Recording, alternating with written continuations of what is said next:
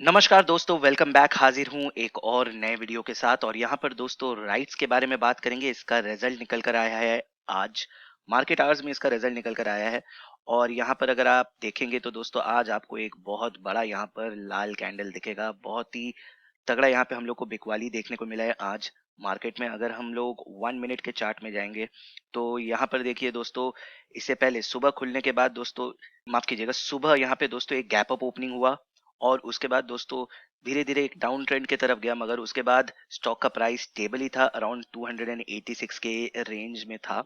और उसके बाद दोस्तों यहाँ पर अगर आप देखेंगे रिजल्ट निकलने के बाद यहाँ पे धड़ल्ले से बिकवाली शुरू हुआ। और अगर आप वॉल्यूम भी देखेंगे तो यहाँ पे बहुत वॉल्यूम के जो कैंडल्स है वो आप देखिए बहुत बड़े बड़े यहाँ पे वॉल्यूम्स जनरेट हुए और सीधा स्टॉक 273 के प्राइस तक चला गया। अगर आप दोस्तों एनएससी के वेबसाइट में देखेंगे तो वहां पर भी देखिए ओपन हुआ 288.7, 282 प्रीवियस क्लोज था। तो 6 रुपए का गैप अप ओपनिंग दिया। यहाँ पे एक्सपेक्टेशन बहुत ज्यादा था लोगों का कि रिजल्ट अच्छा आएगा।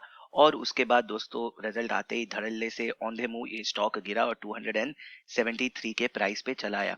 तो आज दोस्तों इसके रिजल्ट के बारे में बात करेंगे। यहाँ पर एक डिविडेंड भी दिया है। अभी तक आप लोग यही आइडिया कर रहे होंगे कि यहाँ पे रिजल्ट खराब आया है, तो यहाँ पे एक डिविडेंड भी दिया गया है।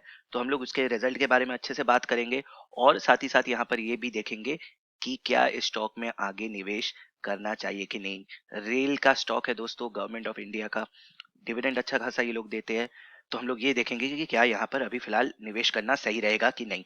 तो चैनल पे नए हैं तो चैनल को सब्सक्राइब कर लीजिए, साथ ही बेल आइकन दबा दीजिए। और अभी तक अगर आपने डीमैट अकाउंट नहीं खोला है तो नीचे डिस्क्रिप्शन में आपको लिंक मिल जाएगा, वहां क्लिक करके आप फ्री में डीमैट अकाउंट खोल सकते हैं। दोस्तों अगर आप इसका सीएजीआर देखेंगे तो ज्यादा दिन हुआ नहीं है स्टॉक को लिस्ट होके, मगर यहाँ पे देखिए 16% का लास्ट एक साल में इसने सीएजीआर या 16% का रिटर्न इसने दिया है। और अगर आप यहाँ पे शेयर होल्डिंग पैटर्न देखेंगे तो यहाँ पे दोस्तों अभी फिलहाल यहाँ पर 72% प्रमोटर्स के पास है। एफआईआईज का यहाँ पे बहुत ही कम होल्डिंग है, 1%। 15% यहाँ पे दोस्तों डीआईआईज के पास है और यहाँ पर 11% के आसपास पब्लिक के पास होल्डिंग है। चलते हैं दोस्तों डिविडेंड की तरफ। तो यहाँ पे एक डिविडेंड भी डिक्लेयर किया गया है और जो डिविडेंड है वो है दोस्तों 4 रुपए पर share, subject to approval. Annual general meeting में जब अप्रूवल मिलेगा तब ये रिकॉर्ड डेट और बाकी चीज अनाउंस होंगे। तो फिलहाल 4 रुपए का यहाँ पर डिविडेंड दिया गया है। 276 का स्टॉक, 4 रुपए का डिविडेंड, वैसे उतना कुछ यहाँ पर मैटर नहीं करता। चलते हैं दोस्तों रिजल्ट की तरफ। रिजल्ट बहुत इंपॉर्टेंट रोल प्ले करता है, तो उसको देखते हैं। तो यहाँ पर दोस्तों मैंने कंसोलिडेटेड रिजल्ट खोला है और यहाँ पर सारे फिगर्स करोड़ में हैं।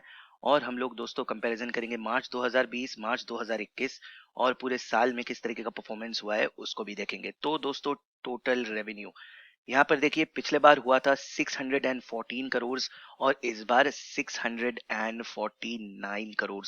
तो यहाँ पे हम लोग देख पा रहे हैं लगभग 35 करोड़ के आसपास का जंप है। वहीं दिसंबर वाले क्वार्टर से हुआ था 480 करोड़। तो यहाँ पे थोड़ा बहुत हम लोग जंप देख पा रहे हैं। वहीं पूरे साल का अगर देखेंगे तो 2734 से यहाँ पे सिर्फ 2005 करोड़। तो यहाँ पर 700 करोड़ के आसपास का ड्रॉप हम लोग को दिखाई दे रहा है। ओके, लॉकडाउन भी था, बहुत सारे फैक्टर थे, ये सब समझना पड़ेगा। ठीक है, आगे बढ़ते हैं दोस्तों, एक्सपेंडिचर की तरफ ध्यान देते हैं।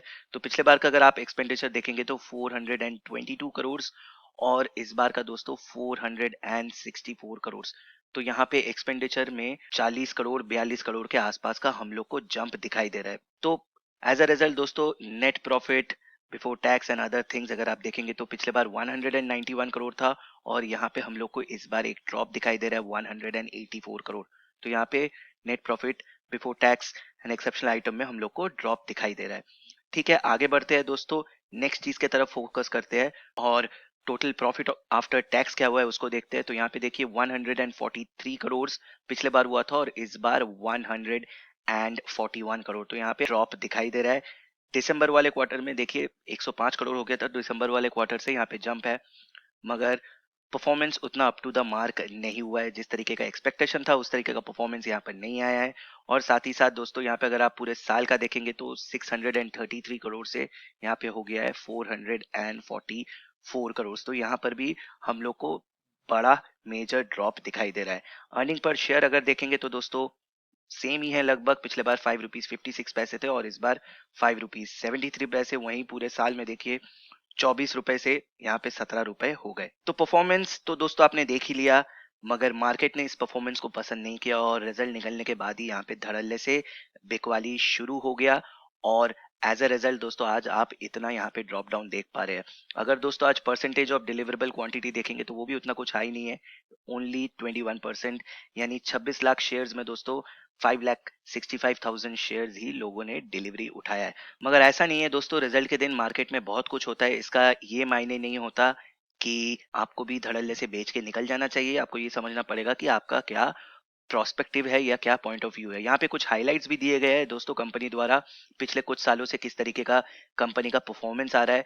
तो यहाँ पर अगर आप देखेंगे तो दोस्तों यहाँ पे देखिए 2017-18 में कंपनी का रेवेन्यू फ्रॉम ऑपरेशंस यानी सेल्स अगर आप देखेंगे तो 2017-18 में देखिए 1500 करोड़ था, 2018 में वो बढ़ के 2000 करोड़ हुआ, 2019-20 में देखिए 2400 करोड़ हुआ, और इस बार दोस्तों वापस एक हम लोग को ड्रॉप दिखा है।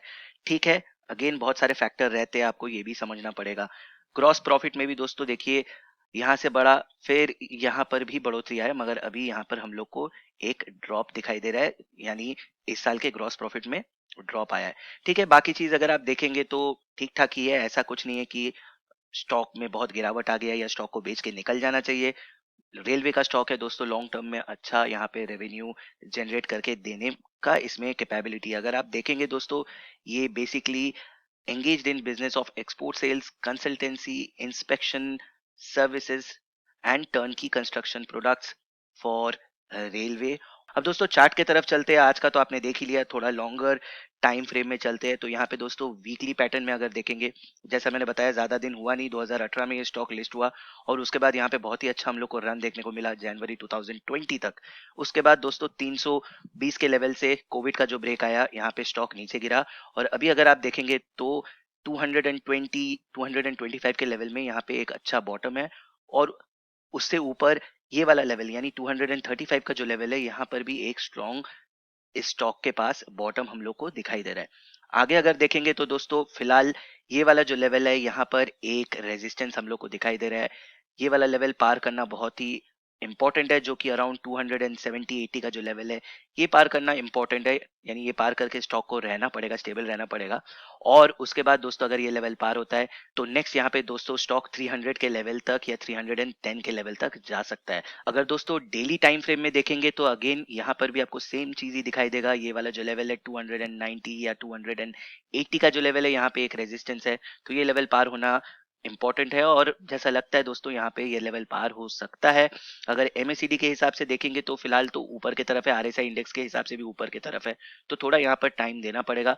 अगर कंसोलिडेशन आता है तो यहाँ पर आप परचेजिंग का अगर सोचते रहे परचेजिंग कर सकते हैं। पर्सनली मैं भी यहाँ पर यही ट्राई करूंगा कि अगर सस्ते में मिलता है तो यहाँ पर स्टॉक को ग्रैब कर सकता हूँ। और फिलहाल मेरा टारगेट दोस्तों 310 का लेकर मैं चलूंगा, और एटलीस्ट मैं यहाँ पे 4 महीने से 6 महीने का टाइम फ्रेम हाथ में रखूंगा। तो उम्मीद करता हूँ वीडियो अच्छा लगा होगा। अगर मन में कोई क्वेश्चन है, कोई डाउट है तो कमेंट करके जरूर बताइएगा। तब तक के लिए अपना ख्याल रखिए, सुरक्षित रहिए, और मैं जल्द लौटूंगा एक और नए वीडियो के साथ। धन्यवाद।